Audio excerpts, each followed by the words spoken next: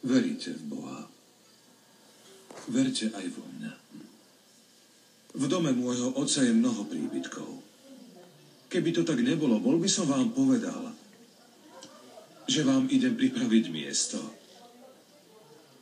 Keď odídem a pripravím vám miesto, zase prídem a vezmem vás k sebe, aby ste boli tam, kde som ja.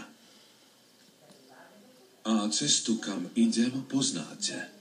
Pane, my predsa nevieme, kam ideš.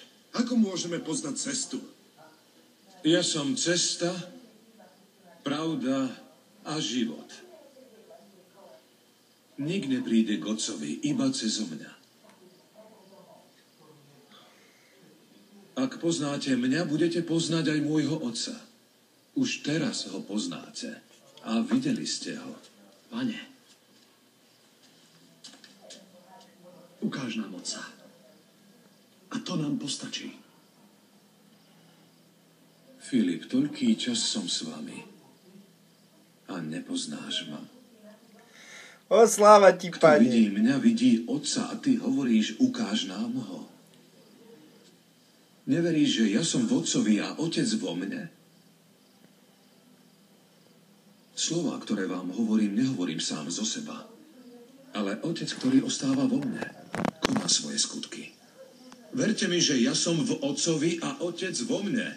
Ak nie pre iné, aspoň pre tie skutky mi verte. Hovorím vám, aj ten, kto verí vo mňa, bude konať skutky, aké ja konám, a bude konať ešte väčšie, lebo ja idem k Otcovi. A urobím všetko, o čo budete prosiť v mojom mene, aby bol Otec oslávený v Synovi. Ak ma budete prosiť o niečo v mojom mene, ja to urobím.